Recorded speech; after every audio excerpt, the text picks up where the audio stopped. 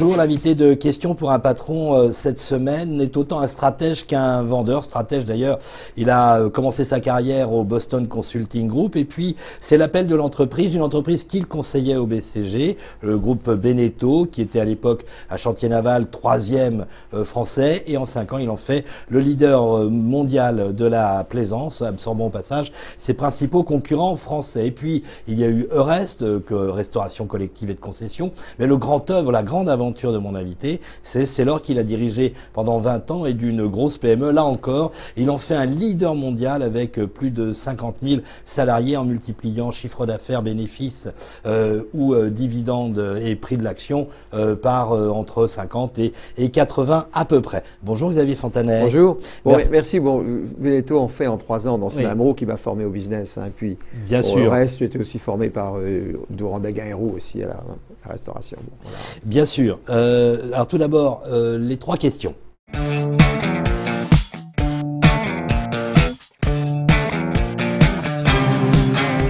Xavier Fontanet, lors de cette campagne électorale, on voit que les candidats visitent beaucoup plus cette fois-ci les entreprises que les fermes, comme c'était de tradition pendant une campagne présidentielle. Est-ce que ça veut dire que les entreprises sont à nouveau prises en compte par les hommes politiques, selon vous ? Bon, ben c'est bien qu'ils visitent les entreprises. Je crois que ce qu'il faut, faut les connaître. C'est pas une visite qui vous révèle une entreprise. Hein. L'entreprise, ça prend beaucoup de temps à construire. C'est extrêmement subtil. C'est une communauté humaine. C'est dans tous les pays du monde. Donc, je pense que si ces visites les incitent à mieux nous comprendre, c'est déjà bien. Enfin, comprendre une entreprise, c'est quand même une chose, c'est compliqué. Et puis surtout, je crois qu'il y a une notion d'esprit, c'est-à-dire qu'il y a beaucoup de pays dans lesquels les entreprises et les politiques ont des rapports très profonds et décontractés. Et les gens comprennent à quel point un tissu économique, maintenant, c'est la clé de l'économie mondiale. Si vous voulez, il y a des époques où c'était plutôt les armées qui comptaient. Aujourd'hui, c'est évidemment pouvoir être capable d'attirer et garder sur son sol les entreprises compétitives, c'est évidemment ce qui fait la prospérité des pays, c'est évident. Très souvent, vous avez dénoncé le peu de business friendly, comme on dit, de la part des responsables publics français. C'est-à-dire que les Français, c'est assez curieux. C'est-à-dire qu'en français, on a 2 ancêtres qui sont Rousseau et Colbert. Donc, Colbert, c'était Louis XIV, l'État, c'est moi. Donc c'est le colbertisme, et c'est l'idée que l'initiative privée n'existe pas. Et donc ça, c'est anti-entreprise. L'entreprise, c'est l'entrepreneur. Et donc l'entreprise, c'est on fait confiance aux entrepreneurs pour eux-mêmes prendre en main leur destin, vous voyez, sans que l'État dise ce qu'il faille faire. Alors moi, je suis tout à fait pour un État puissant. Quand on a travaillé en Russie, on se rend compte qu'on ne peut pas travailler s'il n'y a pas un État garant des libertés de la propriété. Mais de là, avoir un État qui commence à s'occuper de tout et de micromanager, je pense que c'est des impasses, tout ça. Puis de l'autre côté, on a plutôt Rousseau. Donc Rousseau, ça a été l'inventeur du communisme et du socialisme. Alors là, c'est l'idée que c'est par l'égalitarisme qu'on va tout régler. Et donc, évidemment, la création d'entreprise, c'est pas tout à fait ses leviers, si vous voulez. Donc, je crois qu'il y a beaucoup de pédagogie à faire, aussi bien à la droite, qui est quand même colbertiste, on peut appeler un chat un chat, et puis la gauche qui reste quand même très imbibée des idées socialistes qui sont contraires à l'esprit d'entreprise. Hein, et donc, oui, mais à propos c'est bien, il y a la pédagogie, pourquoi pas. À propos d'entreprise, il y a encore, cette fois c'est aux États-Unis, mais la polémique qui perdure sur les revenus des patrons, sur les salaires des patrons. Comment on va régler le problème? On va jamais en sortir de ce truc. C'est qu'en fait, on a choisi, et là je parle pour moi, c'est que moi j'ai toujours parié sur la transparence, hein, l'idée que les Français étaient assez grands pour voir la transparence. Hein. Et donc on a libéré, on a donné toute l'information sur les rémunérations en étant très complet. C'est venu d'ailleurs du stock market, hein, qui voulait absolument savoir comment étaient les rémunérations. Alors dans mon esprit, si vous voulez, c'est ceux qui prennent le risque de l'investissement qui doivent décider de l'allocation de l'argent. Hein. D'un autre côté, il est évident qu'il faut que les rémunérations soient acceptées par le corps social. Hein. Mais d'un autre côté, il faut que le corps social comprenne que ces entreprises ont tellement grandi, ces parties de PME qui sont devenues, vous mentionniez, c'est vrai que moi j'ai connu 200, on est passé de 200 millions à 14 milliards de capi, donc ça fait, vous voyez, en 20 ans. Donc ça fait quand même de des capitalisation changements. Boursière, oui. Oui, donc ça veut dire que c'est des changements complètement de nature. Renault et PSA réunis, quoi, à peu près. Bah oui, ça j'aime pas trop. Oui, c'est vrai, oui, c'est amusant. Maintenant, il faut être toujours modeste devant ces trucs-là parce que ça peut bouger, même si leur est très très costaud. Non, ce qui se passe, c'est qu'on est en train la période va être le siècle des entreprises. Je pense qu'en fait, ce qui se passe vraiment, c'est que les entreprises qui ont réussi à se mondialiser de façon heureuse. En fait, ce sont des communautés humaines internationales absolument prodigieuses.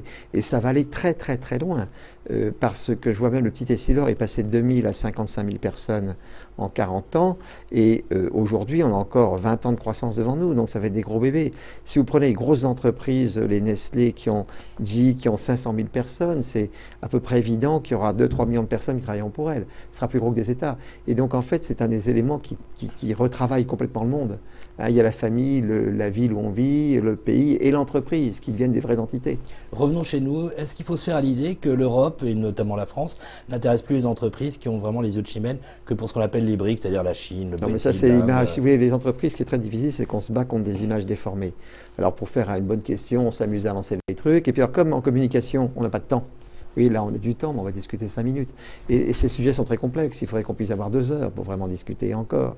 Et donc, comme on est dans une tyrannie du temps, est complètement contradictoire avec la finesse qu'il faudrait avoir pour expliquer des réalités complexes. Oui. Et donc, bon, je suis ravi de venir avec vous, mais il faut avoir du temps. Sur toutes les télévisions, il faut donner du temps, il faut pouvoir s'expliquer, parce qu'on est en train de construire des trucs vraiment sérieux, si vous voulez. Hein. Mais c'est pas pour autant que l'Europe... Mais non, pas du tout. On est complètement mondialisé. Si vous voulez, c'est comme un parent avec ses enfants. Moi, on a des enfants. Bon, bah, chaque enfant, on les adore. Hein. Et donc, en fait, les entreprises sont complètement mondiales. Et en fait, pas du tout. On a besoin des talents de chaque continent pour se développer. Donc, on a besoin des talents européens pour se développer, des talents chinois pour se développer. Et donc, il n'y a absolument aucune contradiction, si vous voulez, entre le fait d'appartenir à un pays et le fait d'appartenir à une entreprise. Toutes les idées consistant à dire les grandes entreprises vont laminer les sociétés, ça vient de gens qui ne sont pas dedans, si vous voulez. Hein. Donc, je pense que c'est très très bien de nous permettre de nous exprimer. Hein. Je dirais pas qu'on est des Jérusalem célestes, mais enfin bon, on crée des entreprises avec des gens de tous les peuples qui sont très très épanouis et qui apportent leur talent. C'est ça, hein, à la construction de l'ensemble. Xavier Fontanet, on va passer maintenant aux questions des internautes.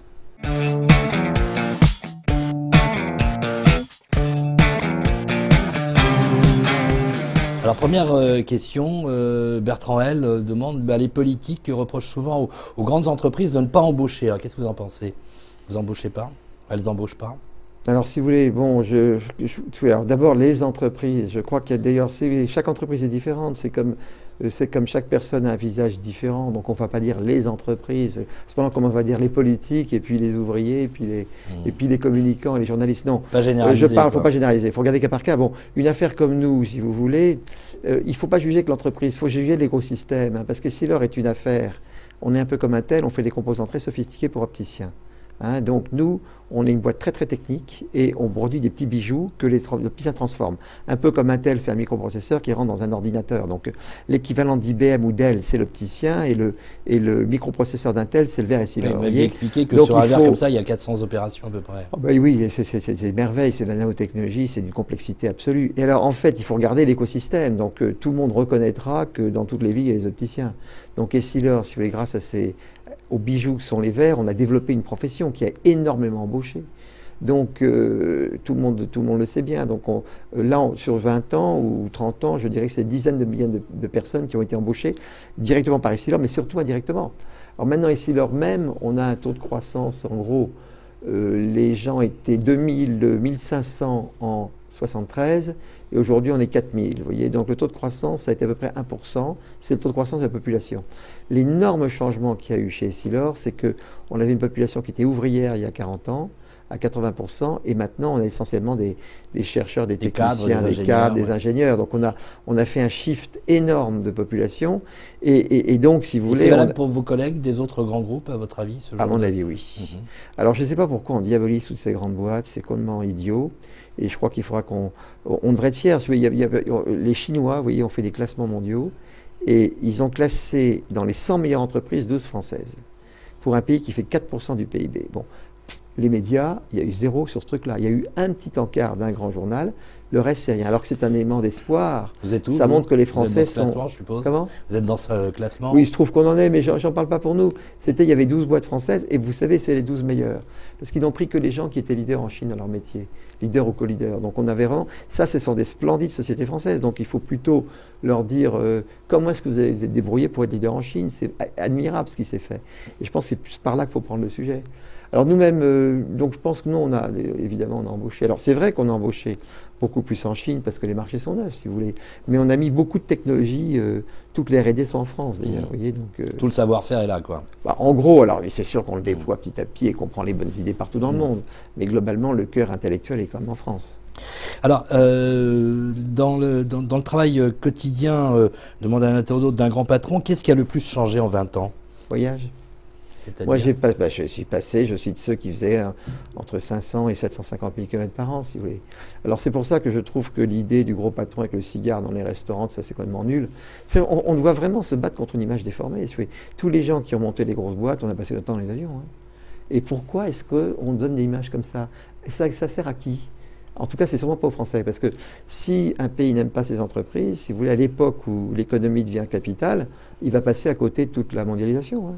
Donc, je n'arrive pas à comprendre cette agressivité et surtout à qui ça profite. Je n'arrive pas à comprendre. Ah tiens, à propos d'opticiens, Thomas me demande que pensez-vous du lancement d'opticiens en ligne comme, oui, alors ça c'est bien sûr, etc. donc ça c'est sûr. Bon, il y a beaucoup d'évolutions et Internet a sûrement des vocations dans l'optique. En fait, le vrai sujet c'est le verre de contact. Hein. Le vrai domaine dans lequel l'optique en ligne fonctionne, c'est le verre de contact parce que vous n'avez pas besoin d'adaptation. Dans la lunette, et surtout la lunette très, très précise et progressive, comme il faut mettre les yeux en face des trous au millimètre près de chaque côté en hauteur et en largeur, c'est quand même des sujets beaucoup plus difficiles. Non, je pense que ce qu'on aura, on aura des systèmes hybrides, c'est-à-dire que probablement les lunettes pourront, les montures elles-mêmes, la monture peut à ce moment-là se mettre assez facilement sur Internet, le verre ophtalmique et le montage, notre paire de manches. Donc je pense que les systèmes s'avanceront plutôt vers des systèmes hybrides avec les opticiens ayant des systèmes Internet chez eux. Je pense que mais bon, il y a encore un très long chemin.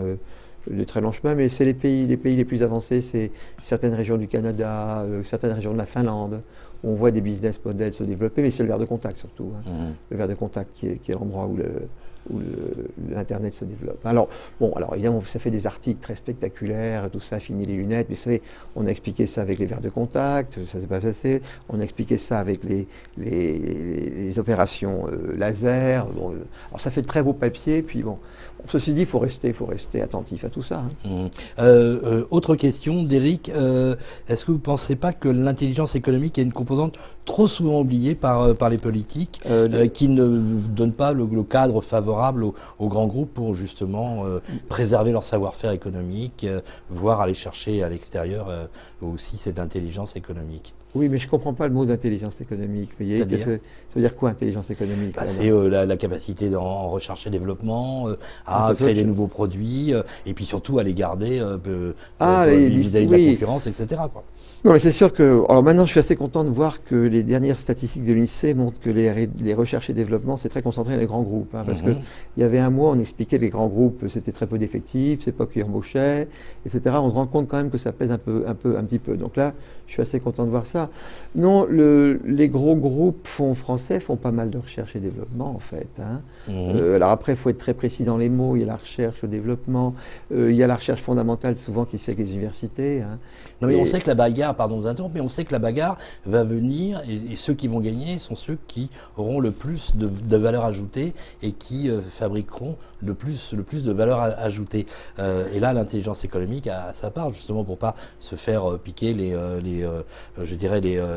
bons brevets. Pas se faire piquer les brevets, il y a deux dimensions. Il y a une dimension juridique, c'est-à-dire qu'il faut qu'il y ait des systèmes juridiques, que le dépôt de brevets soit bien fichu. Puis il faut surtout que les juges, il faut beaucoup investir dans les juges, parce que par exemple, nous, les brevets sont tellement sophistiqués que les juges ont du mal à comprendre. Et donc, il faut investir beaucoup pour avoir des juges capables de comprendre les problèmes technologiques sur un progressif. Vous savez, les brevets progressifs, c'est très compliqué. Hein. Et les juges, c'est difficile pour eux de comprendre. Donc, il y a un très, très gros travail au niveau des juges. Donc ça, c'est vraiment pour s'assurer qu'il y a un bon système de brevet. Et je pense que, si vous voulez, je crois que c'est Élisabeth Ier d'Angleterre qui a inventé le principe du brevet. Le principe du brevet, c'est donner au trouveur, c'est la récompense du trouveur. Hein. Vous savez qu'on dit beaucoup qu'il faut investir dans les chercheurs. De Gaulle disait, moi je veux des trouveurs, je veux pas embaucher des chercheurs. Donc il faut faire très très gaffe à mettre de l'argent dans la recherche. Le vrai sujet, c'est trouver. Et la bonne façon de favoriser la recherche, c'est de récompenser les trouveurs. Et donc, il faut que quand quelqu'un a trouvé, d'abord on dit c'est lui, on lui vole pas l'idée, et puis il faut que l'entreprise qui a ce brevet puisse l'exploiter. Donc c'est ça qui a lancé la recherche, c'est protéger la découverte. Alors il y a une autre façon aussi de la protéger, ça une fois que les brevets sont faits, c'est d'avoir des entreprises qui soient équilibrées entre commercial et technique. On dit toujours, l'inventeur il n'a pas pu aller jusqu'au bout. Eh oui, c'est parce que le commerce est important. Or, le commerce est mal vu. Vous savez, en France, on dit que le commerce, ce sont des parasites, etc. Non, les grandes recherches ont besoin de commerçants pour les vendre partout. Donc, vous aimez bien vendre, vous d'ailleurs. Hein, vous avez toujours défendu je pense que la vente, non, c'est justement par esprit de contradiction, c'est que on considère que la vente et la finance, c'est pas bien, c'est des parasites. Pas du tout. Sans banquier, on peut rien faire, et parce qu'il faut bien financer. Et puis, un vendeur, la vente précède quand même la production. Hein. Il faut d'abord avoir vendu pour produire. Hein. Donc, je pense que les deux sont importants. Et dans cette pédagogie sur la recherche et développement, il faut mettre des commerçants aussi puissants que les chercheurs. En fait, c'est ça qui marche. Et c'est ce qu'on a dans les grands groupes. Les grands groupes français qui marchent, c'est ça. C'est qu'ils ont les deux. Ils ont les deux. Donc c'est ça qui défend pour répondre à votre question, c'est ça qui défend, c'est avoir des bons vendeurs. Xavier Fontanet, récemment le gouvernement actuel a évoqué la possibilité d'une prime de 1 000 € pour les salaires des entreprises qui versent des dividendes importants, et puis il a fait marche arrière là-dessus. Vous en retirez quoi, vous ? Attendez, c'est toutes les histoires, on a connu le 1 tiers, 1 tiers, 1 tiers. Dommage, c'est toutes les histoires de partage de la valeur ajoutée, de la valeur actionnariale créée. Si vous voulez. Donc ça, c'est depuis très longtemps. Donc évidemment, le premier qui a commencé, c'est Général de Gaulle, hein, qui était avec la participation. Je pense que c'est une très très bonne chose. Bon, la vision qu'on a chez nous, c'est que c'est l'accès au capital qui est le vrai sujet. La vraie façon d'installer le personnel dans l'intéressement, c'est de lui permettre d'acheter les actions de l'entreprise. Parce que, si vous voulez, un profit, c'est le récompense d'un risque pris. Parce que la règle est quand même simple, c'est que vous avez le capitaliste qui prend son risque, il verse le salaire que l'entreprise fasse ou pas de profit, mais quand il y a un profit, il a quand même droit. Si il a pris tout le risque, qu'on sait que si l'entreprise perd de l'argent, il se prend toute la baigne. Et quand il y a un profit, quelqu'un par derrière arrive en disant « Ah, je le prends », là, vous tuez tout. Parce qu'à ce moment-là, c'est de la spoliation. C'est de la spoliation après coup des résultats d'un risque pris. Alors ça, c'est tuer l'entreprise et c'est tuer l'investissement. Donc je pense qu'il faut que, quand un investissement a réussi, les personnes soient récompensées. Et pour faire participer le personnel à cette récompense, il faut l'associer au capital. Alors, ce n'est pas non plus très simple d'associer au capital, parce que c'est accepté de prendre un risque. Hein. Mais alors, si les gens veulent le beurre et l'argent du beurre, c'est-à-dire qu'ils veulent ne pas investir et avoir du résultat, s'il est là, et s'il n'y a pas de résultat, on a quand même le salaire, on est en train de monter un système qui ne fonctionne pas. Vous militez beaucoup pour l'actionnariat salarié. Voilà. Est-ce que vous êtes entendu maintenant, notamment par les pouvoirs publics ? On est entendu en Chine surtout. Ah bon ? Je pense que les pouvoirs publics français sont conceptuellement, pour l'instant, ils sont encore contre, parce que ils ont sûrement vu les dégâts. Et quand ça ne marche pas, l'employé perd son travail et son investissement. Donc ça, c'est fait qu'ils ont assez peur en France. Mais il y a d'autres pays dans lesquels ils ont été beaucoup plus loin. L'Amérique, en fait. On peut raconter ce qu'on veut. L'Amérique a favorisé un très gros actionnariat salarial. Hein. Et puis la Chine, actuellement. Le livre que j'ai écrit a un grand succès en Chine. Et j'ai tous les mois... Si on faisait confiance aux entrepreneurs. Des grands patrons chinois, perso, des présidents de sociétés, qui viennent me voir pour que je leur explique l'actionnariat salarié. Donc je pense que les Chinois, à mon avis, vont être les grands avant nos hommes politiques, même si la loi française est assez favorable à l'actionnariat salarié. Mais globalement, on sent que ça, quelque part, les hommes politiques sont pas... On sent qu'ils ne sont pas pour. Xavier Fontanet-Agathe me demande si justement une partie du groupe Essilor vient d'une coopérative. Alors, est-ce que c'est un bon modèle que cette espèce de mélange entre une coopérative inspirée des idées de Proudhon d'un côté et puis la famille Lissac, enfin c'est un truc qui marche, privé de l'autre. En fait, les modèles, il faut faire gaffe au mot modèle parce que oui, ça a beaucoup de sens dans modèle. Hein. Il y a modèle, ça veut dire un système, puis il y a modèle au sens de fashion, donc il faut faire gaffe au mot modèle. Non, ce qu'on peut dire ici, c'est qu'il y a 40 ans d'expérience réussie. Et donc, en fait, on ne prétend pas qu'on a raison, mais on montre toujours ce qui s'est passé, parce que l'actionnariat salarié, si vous voulez, ça change complètement le rapport entre l'employé et l'entreprise, et ça change aussi le rapport entre le patron et l'employé, parce que le patron devient responsable des économies de ses employés. Et ça crée un système beaucoup plus égal. L'autre avantage, c'est que les employés comprennent ce que c'est que prendre un risque. Et donc, ils sont beaucoup plus réactifs dans les difficultés, quand il s'agit de couper un peu les coûts pour passer une bonne année. Donc, je pense que si vous voulez, je pense que c'est une très grande réponse à la crise qu'a connue le capitalisme dans les 5 dernières années. Donc moi, je suis très fanat de l'actionnariat salarié. Xavier Fontanet, on va terminer par, on espère, une note d'espoir. Il paraît que, nous dit Monique, il paraît que la Chine va être confrontée dans 10 ans à une décroissance de sa population. Voilà. Vous dites note d'espoir, la Chine qui décroît, note d'espoir. Non, mais je veux dire par là, est-ce que ça veut dire que, du coup, ça peut rééquilibrer les emplois entre l'Europe, les États-Unis, l'Amérique du Nord et la Chine et l'Amérique latine? Alors, vous n'avez combien de temps pour répondre? Malheureusement, pas beaucoup. Bon, je réponds pas. Non. Pourquoi? Non, c'est trop. On peut pas, si vous voulez, c'est une question qui est extrêmement subtile. Il faut au moins 10 minutes pour répondre. Alors, si vous voulez, les équilibrages, les rééquilibrages, d'abord la Chine va continuer à croître, elle croît moins vite. Mais maintenant, l'économie à une telle échelle qu'on ne peut pas faire croître une économie d'une telle taille. Et donc, même si ça croît moins vite, ça continue à croître très vite. Donc, tous ceux qui se disent, ah, ça y est, la Chine a des problèmes, à mon avis, ils se font plaisir, parce que la Chine reste très puissante. Et maintenant, ce qu'ils font, c'est qu'ils industrialisent. Ils ont industrialisé toute la partie qui est près de l'eau. Et là, maintenant, ils sont en train d'industrialiser une deuxième couche. Donc, tous les gens qui espèrent que la Chine va tomber, je pense qu'ils écoutent un peu ce qu'ils veulent entendre, ou ils croient ce qui leur ferait plaisir. Non, mais il va y avoir un rééquilibrage peut-être. Non, mais le rééquilibre se fait aujourd'hui, si vous voulez, parce que nos entreprises ont développé les idées de protection sociale, etc.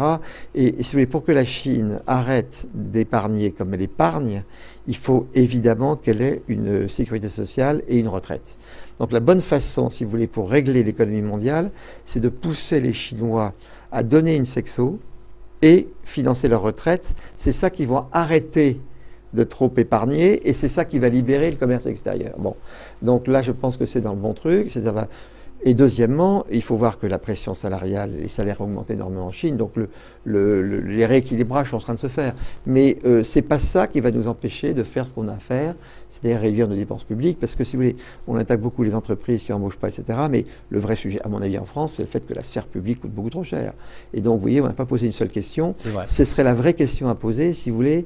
Comment se fait-il qu'on explique que les entreprises ont du mal en France, alors que les Français, vous les mettez à l'étranger, ça fait des merveilles? Alors la raison, c'est que le sol français n'est pas fertile. Bon. Et donc, vous voyez, on a parlé des entreprises, on n'a pas parlé de ça. Donc, on est toujours en position de se faire attaquer et on ne se pose jamais le vrai sujet, qui est que le sol français n'est plus fertile. Alors moi, je vais vous dire, les petites graines que sont les entreprises, ça marche très bien. Et puis le sol, il faut enlever. Et donc pourquoi? Parce que le sol français, il y a des cailloux qui sont les impôts et plein de broussailles qui est la bureaucratie. Donc que les hommes politiques commencent à s'occuper de commencer à envoyer un petit peu toute la broussaille, ils enlèvent tous les cailloux, on fout un peu d'engrais et les mêmes petites graines, elles exploseront. Voilà mon idée, vous voyez. Donc c'est pas, on va toujours aller chercher le problème chez l'autre, mais bon. Donc la prochaine fois, pour poser des questions là-dessus. Voilà. D'accord, c'est promis. Merci Xavier Fontanet.